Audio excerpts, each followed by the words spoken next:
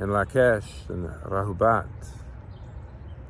My name is Mikuak, and I want to take a moment to give a special shout out to none other than the master teacher, Dr. Malachi Z. York, a very significant being to our planet and someone who has had a deep impact on my life personally with relationship to the path that I've been inspired and guided to pursue throughout my adult life.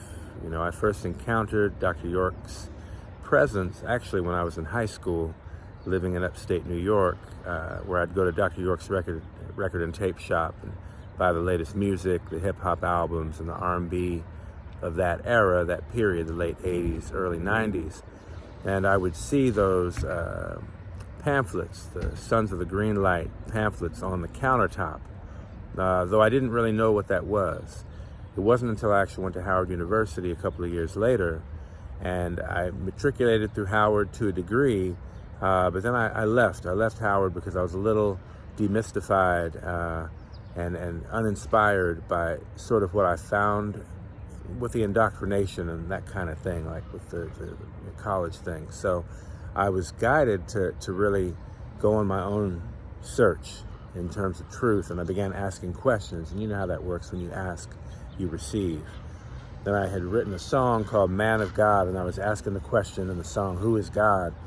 And then no sooner had I done that, a couple of days later, a week later, some friends, relatives of mine came to the house, came to my apartment, and they told me about the Holy Tabernacle Ministries. They told me about Dr. Malachi Z. York. They told me about the Rhode Island Avenue tab in Washington, D.C.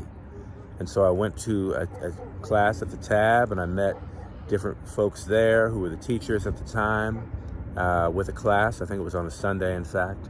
And it was amazing. I was getting the answers to the questions I had been internally and creatively processing. And that opened a panorama like anybody who has endeavored to ask the questions and have the receptivity to receive the answers. You know, in the path of Nuwaupu, when you open that up, it opens a panorama like none other. And so I went from Howard University, where that was obviously a very curated trajectory for most, but then ended up really exploring the universe, really, you know, in a variety of subjects. As with the master teacher, we were taught a variety of subjects, and the science of Nuwaupu enabling us, empowering us, reminding us of the science of sound right reason, that we have these minds through which to make clear choices and decisions and to discern what it is we're going to encounter in the path of life. And so now I'm looking back, it's been really 30 years for me this year since being initiated, being invited into a higher awareness by way of the path of Nuwaupu. And what's more, as I reflect, as I leave this tribute and record this tribute, I reflect on the fact that, you know, Dr. York would have been my age now when I first encountered the science of Nuwaupu and sound right reasoning. Now, I know there's a legacy that extends far before, because obviously he came to give us, you know, what we want so that we would learn to want what he came to give us, right? So in light of that, you know, a legacy of direct teaching for 30 years that he has, as he impacted so many millions of people, I find myself now, since 1997, when effectively I was invited to move on. And I realize, as I look back, that I was invited to move on because certain things were to be. And there were those of us that were being seated with that light knowledge who needed to go on about our work, but do so in a very discreet way. Really be about this transformative work that we're here coded to fulfill, but also not be, too stand out about it so that we could really see the things getting done.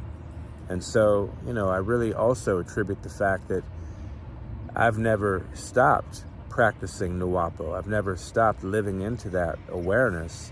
Each day of my life, I do, and I know that that's a tribute to Dr. Malachi Z. York. Whatever people may say or think or perceive or have heard, it doesn't really matter to me. It never has mattered, because I know the fact and the essence of what his mission to the planet is and has been. And I'm proof of that. And I'm not alone. There are others like myself and colleagues who are longtime students, adherents to the master teacher. And one example, even in the contemporary sense, is, the Indigenous Water Bank, of which I'm a member, an international cooperative operating in the private sector completely, and really putting in motion and putting to action the teachings of the master teacher, from everything from resource management to community building. I mean, this is really the battery in my back that continues to carry me forward in terms of being able to fulfill my purpose now 30 years after being initiated into WAPO. So there are those of us out here who stay the course. We do it maybe more quietly, more discreetly, though it is effective. In fact, we want to honor and really pay tribute, this being the 80th birth year, June 26th, of Dr. Malachi Z. York. It's also the founding day, the writing into being of the United Nations. Same day, June 26th, 1945. There's no coincidence there. As we know, everything is coded, everything is interconnected. So the work at which I've been pursuing for the past 13 years, at least, has really been with the intention of organizing at that level in terms of the international scope of what we're really dealing with. And that's, again, a tribute to what we were taught back in the 90s in terms of setting the record straight. And the work, for example, King Etznab Shaquan El Rey has fulfilled relative to that, getting that Declaration on the Rights of Indigenous Peoples from its draft status into a permanent recognition. That's part of the works that have happened, really, since those of us who've been seated out here and have been set to do and fulfill what is ours to do, we've all been showing up to work, showing up on purpose, And so I'm inspired just to know that prayerfully this message can get out there and touch someone else's heart who's in resonance, and say, yeah, let's stay the course, keep true to what we know and our souls to be true, and trust and know the universe is going to always provide and will always reflect that to us. So I want to send a special shout out to Dr. Malachi Z. York on his 80th birthday. All respect due. Just know that everyone you have touched and influenced out here is doing great things in their respective ways. And we're super grateful to be on mission and on purpose at this auspicious time. I mean, this is a very particular time on the planet, as we were foretold would be. It was told to us that this time would be remarkable. And a part of this time is having the coherency of our minds and the actual control of our minds. You know what I'm saying? So to that end, we're also working to shift the calendar from the Gregorian calendar, the artificial timing frequency, back to the Nabun original time science, where one of the measures of a year is 260 days, the Zolkin cycle, that sacred galactic count. So we know that shows up in the human body. We know that shows up in nature. It shows up in the golden ratio in mathematics. All of these sciences were seeded and presented to us through the master teacher many, many years ago. And just the joy in living into our lives to see how these things continue to show up on our paths, that's remarkable to me. That's just a testament to the authenticity of what we've been taught. So I just want to encourage all souls out there to stay the course, trust your heart, follow your heart, speak your truth, stand on your principles. Honestly, stand on that. Stand with integrity. If you don't know your galactic signature, go find that out. Get your coordinates. Get aligned. Really be part of this shift, because it is a wave. It's ongoing, and these things happen in cycles. They happen in waves. So fortunately, we're at a cresting point at this 80th anniversary, birth anniversary of Dr. York. It's a cresting wave. It's a divine time.